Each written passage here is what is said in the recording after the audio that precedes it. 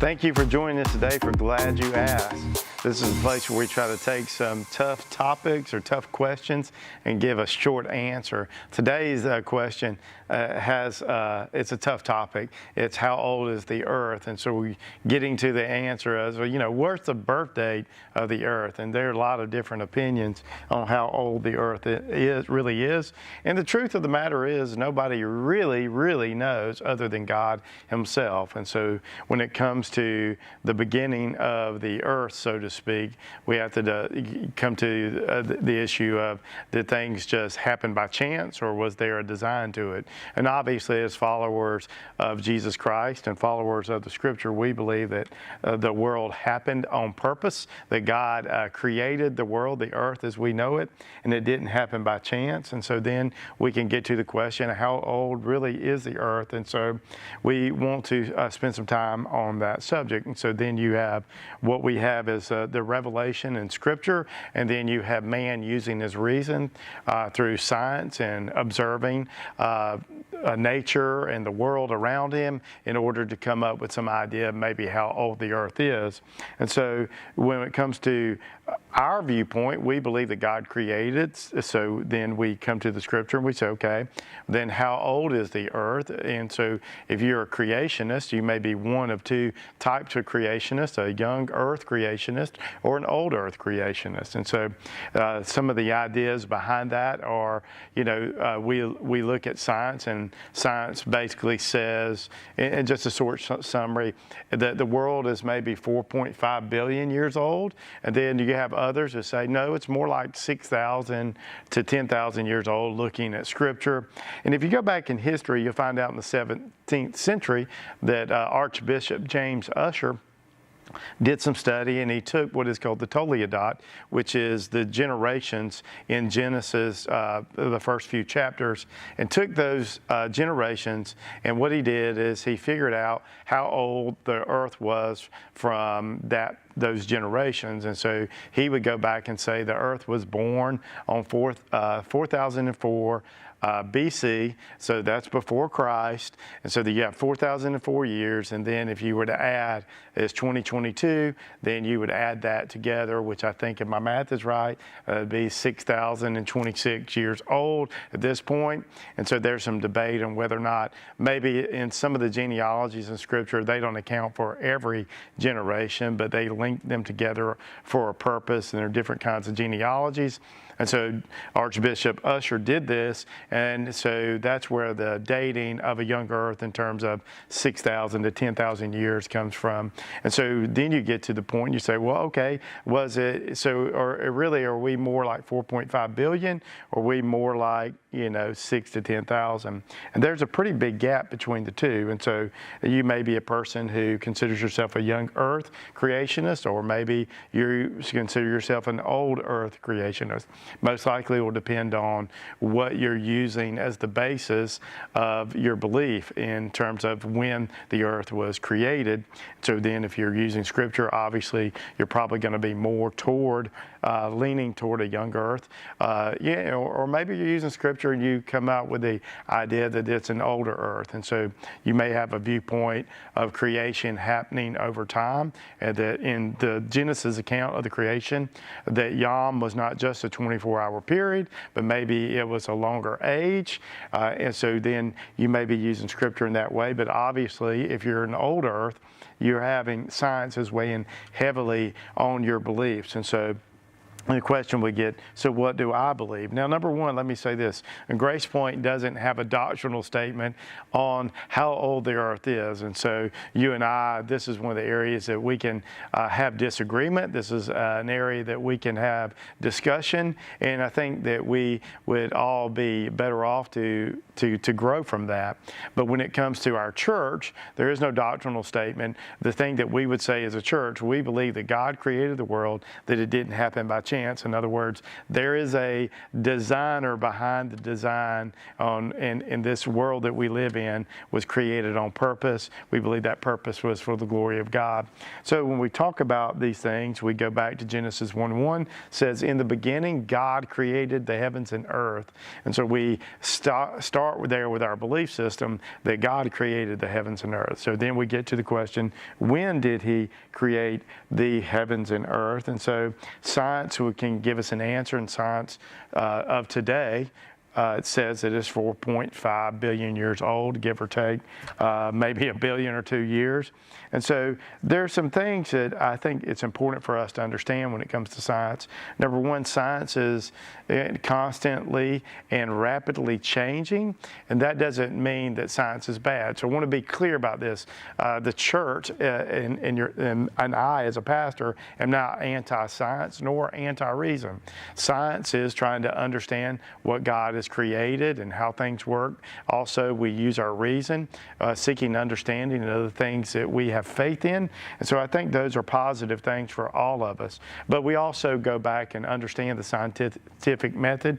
To put it in short, it's basically coming to something that is repeatable and observing it over and over, and then coming to some conclusions about that. In other words, there's an observation, there's an interpretation of the data that's given. And if you know anything about science, just look at our recent history when it comes to COVID and maybe diets and different things. There are a lot of different viewpoints, a lot of disagreement among scientists themselves on how things really are. And so, you know, you're putting your faith in a person's observation, their interpretation of things.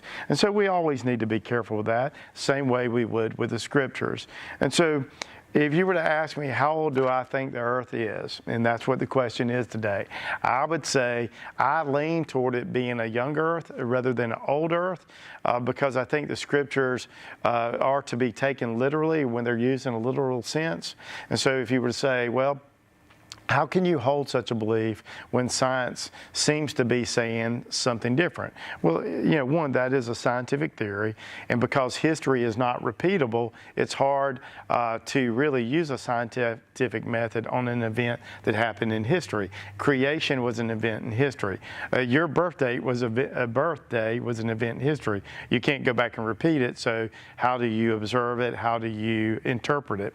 So with that in mind, I want to get to this point. So how could the earth look old to us, seemingly be old, but at the same time be a lot newer than we think? And so I want to give you two things to think about and why I lean toward a younger earth. Number one is this, is if you look in the Genesis account in the creation of Adam, Adam was not created as a child. He was not an embryo. He was born a fully grown, mature man.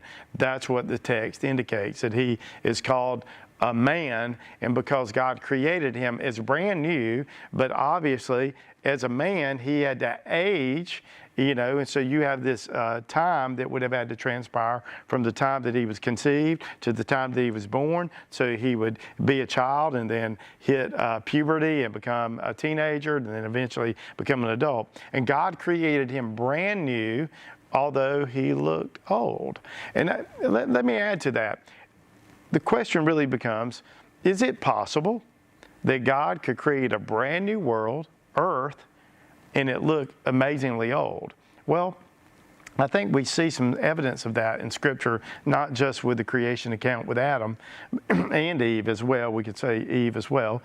But when we get to John chapter 2, Jesus is first recorded miracle in the Gospels. And so John writes about Jesus being at a wedding in the city of Cana, and his mother Mary asked him to do something because the host of the wedding had run out of wine. So let me read to you the account in John chapter 2 real quickly, and we'll pick up at verse 6. It says, "Now there were 6 stone water jars there for the Jewish rites of purification, each holding 20 to 30 gallons. So these are big jugs. Jesus said to the servants, 'Fill the jars with water.' And they filled them to the brim. And he said to them, 'Now draw some of it out and take it to the master of the feast.' So they took it. And when the master of the feast tasted the water now become wine and did not know where it had come from, though the servants had drawn the water new, the master of the feast called the bridegroom and said, everyone serves the good wine first. When the people have drunk freely, so they've had a lot to drink, then they give the poor wine. In other words, you give the good wine, and when everybody gets a little bit maybe tipsy or something, you give them this other, the not so good wine, but you have kept the good wine until now. This is the first of his signs Jesus did at Cana in Galilee. And so we see that Jesus is manifesting his glory. And so the reason that text I think is important is because, let's go to the question, can God do something brand new and make it seem old? And the answer is yes. Because in order for you to have wine, there has to be a fermentation process. And that's a scientific thing that you can repeat and see. And so what happened in that day was Jesus told them to take and fill these jars with water. They did. And immediately Jesus turned that water into wine. In other words, it was brand new, but when the master and the people at the party, the wedding feast, tasted the wine, it, to their own senses, was old because it had become good wine. And that can only happen right in the process of time. But in this case, it happened immediately. Jesus took something and changed it chemically, and he changed it in terms of its taste, so that the people who drank it, their observation was, hey, this is the good stuff. This wine has fermented. This has gone through the process, but we know from the backstory that Jesus did it immediately. So how old is the earth? I lean to the earth is a lot younger than we probably think it is. It seems old to us, just like Adam would have seemed old if you would have met him, and you would have assumed that he grew up, but really he didn't. He was brand new, but he seemed old. The earth seems old to us, but I think from the scriptures that there's a strong case to be made that just because we observe it being old doesn't mean it's old as we think it is. So, as I said, this is not a hill to die on, but it's something for us to seek God on and use the scriptures to help enlighten us, use science to help enlighten us, and then we can grow together as we seek understanding through our faith in Jesus Christ. Hopefully this will help you with the answer to the question, how old is the earth? And if you have future questions, please send those in to info@gracepointchurch.org. Don't forget the E after the T. Thank you for joining us today, and we'll see you in worship on Sunday.